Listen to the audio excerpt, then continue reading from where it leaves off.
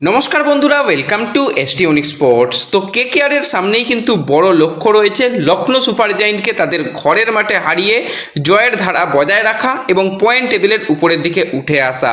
যেইভাবে কিন্তু সিএসকে তারা ম্যাচ জিতল, সঞ্জুর ব্রিলিয়ান্ট ব্যাটিং তার সাথে সিএসকের প্লেয়ারদের বোলিং মুম্বাই ইন্ডিয়ান্সকে রীতিমতন একদম তাদের ঘরের মাঠে শেষ করে দিয়ে পয়েন্ট টেবিলে লাফিয়ে লাফিয়ে উঠে এসেছে। তো আইপিএল পুরো জমে গেছে। কেকেআর কিন্তু লখনৌ ম্যাচে বেশ কিছু চেঞ্জ করতে চলেছে। কী পরিবর্তনের ভাবনা রয়েছে, কিভাবে মুম্বাইকে এত বড় রানে সিএসকে হারালো, সেই নিয়েও কথা বলা রয়েছে এই ভিডিওতে। তাই ভিডিও শুরু করার আগে একটাই রিকোয়েস্ট, চ্যানেলে যারা প্রথমবারের জন্য এসেছো মনে করে চ্যানেলটাকে সাবস্ক্রাইব করে নিও, তাহলে প্রিয় দলের খেলার সমস্ত আপডেট তোমরা এখানে পেয়ে যাবে। তো চলো আর দেরি না করে ভিডিও শুরু করা যাক।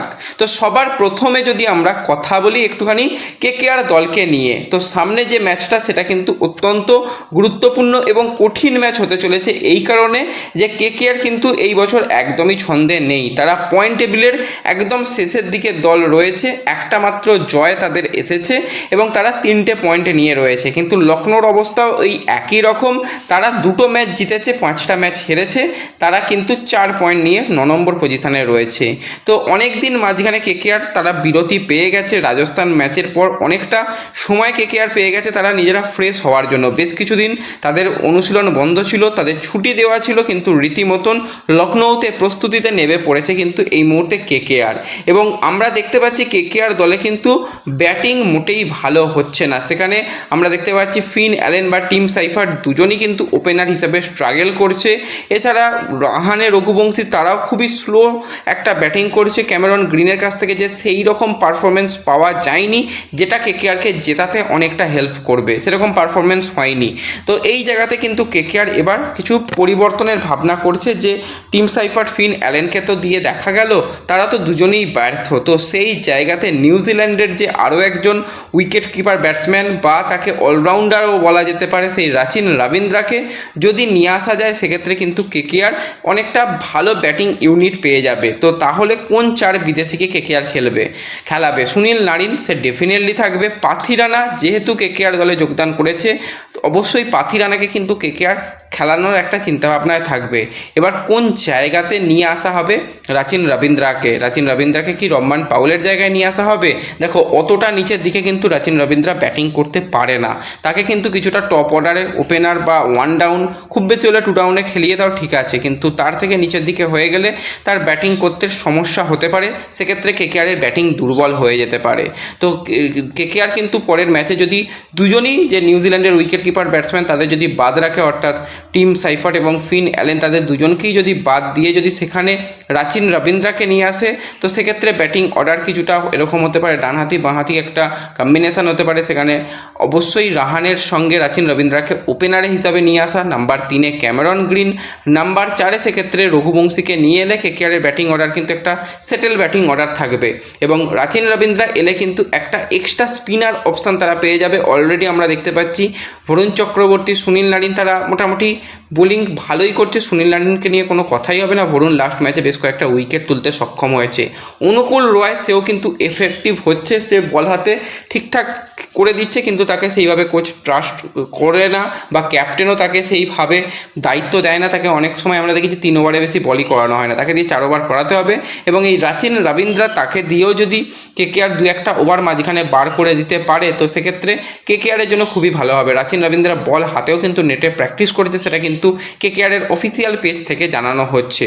তো ওভারঅল দেখতে গেলে কিন্তু রাচিন এলে কেকেআরে কিন্তু অলরাউন্ড অপশান আরও একটা বাড়বে। রহমান পাউল সেক্ষেত্রে ফিনিশার হিসাবে, সুনীল নারিনকেও দিয়ে যদি ওপেন করিয়ে দেওয়া হয় সেটাও খারাপ হবে না। Sunil Narine, Rahane open, number 3-এ সেক্ষেত্রে কিন্তু খেলানো হতে পারে ক্যামেরন গ্রিনকে, নাম্বার 4-এ নিয়ে আসা হতে পারে রঘুবংশীকে, এবং নাম্বার 5-এ তখন কিন্তু রাচিন রবীন্দ্রাকে নিয়ে আসা যেতে পারে। অনেকগুলো অপশান এসে যাবে রাচিন রবীন্দ্রা এলে, এবং ব্যাটিং ইউনিট অনেক বেশি স্ট্রং হবে সেটুকু বলাই যায়। এবং বল হাতে তোমাদের যেরকমটা জানিয়েছিলাম, একের পর এক কিন্তু পারফেক্ট ইয়র্কার প্র্যাকটিস করছে। সেখানে ব্রাভোর আন্ডারে পাথি রানা, এবং পাথি রানা ব্রিলিয়ান্ট ব্রিলিয়ান্ট বোলিং কিন্তু নেটে করছে। এবার তাকে কিন্তু অনফিল্ড এসে খেলতে হবে। যে কটা কেকেআরের ম্যাচ পড়ে রয়েছে প্রত্যেকটা ম্যাচ কিন্তু কেকেআরের কাছে ফাইনাল ম্যাচ। প্রত্যেকটা ম্যাচ যদি জেতে কেকেআরও কিন্তু পারবে পয়েন্ট টেবিলে অনেকটা উপরের দিকে উঠে আসতে। যেই কাজটা করে দেখালো চেন্নাই সুপার কিংস। তারা তো অবস্থা তাদেরও খারাপ ছিল, ম্যাচ জিতছিল হারছিল, তো সানরাইজার্স ম্যাচ যদি তারা জিতে রাখতো তারা কিন্তু আজকে অনেকটা উপরের দিকে থাকতো। তারা 8 পয়েন্ট নিয়ে তাদের সেক্ষেত্রে কিন্তু আরসিবির পরেই তারা থাকতো, কিন্তু সেটা যেটা হয়ে গেছে। কিন্তু তারা বললো না, আমরা তো 5 বারের চ্যাম্পিয়ন, আমরা কামব্যাক করব। কামব্যাক কাদের বিরুদ্ধে করলো? আরও এক 5 বারের চ্যাম্পিয়ন দল অর্থাৎ মুম্বাই ইন্ডিয়ান্সের বিরুদ্ধে। প্রথমে টস হেরে সিএসকে কিন্তু ব্যাটিং করতে যায়, সেখানে ঋতুরাজ গাইকোয়াড আবারও কিন্তু স্টার্ট ভালো দিয়েছিল কিন্তু সেখানে ফিনিশ করতে পারে না। সেখানে আল্লাহ গাজনাফারের বলে কিন্তু একটা সহজ ক্যাচ দিয়ে ফেলে তিলক ভার্মার কাছে, সেখানে উইকেট পড়তে থাকে। পরপর উইকেট কিন্তু সিএসকে হারিয়েছে। সেখানে সারফারাজ এসে 8 বলে 14 রানের একটা ভালো ইনিংস খেলছিল, কিন্তু একটু তাড়াতাড়ি করে ফেলছে মনে হচ্ছে যে সারফারাজ খান। সেখানে অবশ্যই ভালো বোলিং এখানে ছিল স্যান্টনারের, খুবই ধীর গতিতে 75-এর বলে বলতে গেলে সেখানে আউট হয়ে যায়। এবং শিবম দুবে একদমই এবছর চলছে না, 8 বলে 5 রান করে সেও বোল্ড হয়ে যায় আল্লাহ গাজনাফারের বলে।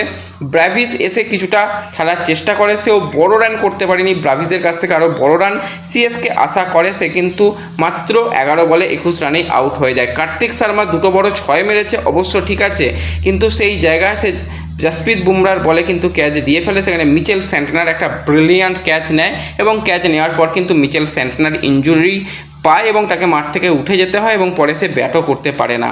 এবং জেমি ওভারটন শেষে এসে ভালো ফিনিশিং দিয়েছে, 7 বলে 15 রানের একটা ভালো ইনিংস সেখানে খেলে। কিন্তু একদিকে দাঁড়িয়েছিল সঞ্জু স্যামসং, সে বলছে তোমরা ভাই আউট হয়ে যাও, আমি আমার যেটা স্ট্রাইক রেট সেটা বজায় রেখে খেলবো। সেখানে একটা ব্রিলিয়ান্ট সে কিন্তু ব্যাটিং করলো, 54 বলে 101 রানের কিন্তু সে নট আউট ইনিংস। সেখানে ছিল 10টা 4 এবং 6টা 6, 6গুলো দেখার মতন ছিল। এবং শেষ ওভারে সে আকিল হোসেনের সঙ্গে কথা বলেই নিয়েছিল যে আমি ব্যাটিং করছি, যতটা বেশি রান করা যায় চেষ্টা করব। হ্যাঁ, অবশ্যই সেখানে সঞ্জু এমন একটা জায়গায় ছিল, সেখান থেকে সঞ্জু কিন্তু অবশ্যই 100 রানের কথা নিজের কথা না ভেবে সে কিন্তু পুরো 6টা বল খেলতে চেয়েছিল। সেখানে 6টা বলে সে যথেষ্ট ভালো রান করে। লাস্ট বলে সেখানে 4 মারে, যেখানে 3 রান বাকি ছিল তার 17 রান হতে, সেখানে লাস্ট বলে 4 রান করে এবং 4 মেরে কিন্তু দলকে একটা ভালো জায়গায় নিয়ে যায় 207 রান এবং নিজেরও কিন্তু 100 রান পূরণ করে সঞ্জু।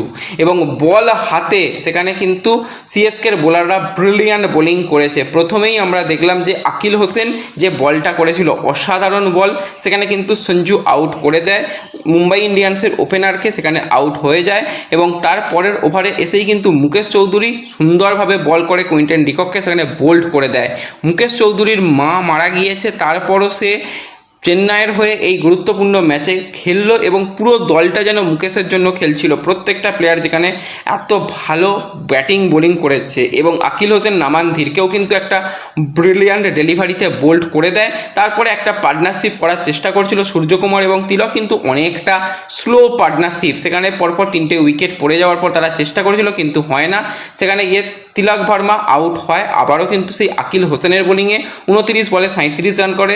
সূর্যকুমার কিন্তু 30 বলে 36 রান করে, সেও আকিল হোসেনের বলে বোল্ড হয়ে যায়। আকিল হোসেন কিন্তু ব্রিলিয়ান্ট ছিল এবং তার পরবর্তী সময় আমরা দেখতে পেলাম যে রাদারফোর্ড এলো, নূর এত সুন্দর বল করলো, পরপর নূর উইকেট তুলে নেয়। এছাড়া নূর কিন্তু হার্দিক পান্ডিয়ার উইকেটটাও কিন্তু তুলে নেয়, সেখানে নূরও কিন্তু যথেষ্ট চাপে রেখেছিল। এই জায়গায় কিন্তু আর ব্যাটিং করতে আসতে পারেনি স্যান্টনার, সেখানে কিন্তু ব্যাটিং করতে আসে শার্দুল ঠাকুর। সেখানে ম্যাচ ভাই তার আগেই শেষ হয়ে গিয়েছিল, কিছু করার ছিল না। সেখানে আকিল হোসেন এবং নূর মিলে কিন্তু 8 ওভার বল করেছে, 41 রান দিয়ে 6টা উইকেট স্পিনাররা তুলে নিয়েছে। মুকেশ 4 ওভারে সে 31 রান দিয়ে একটা উইকেট তোলে। অনসুল কম্বোজ AK-47 সে কিন্তু 3 ওভারে মাত্র 10 রান দিয়ে একটি উইকেট নেয়।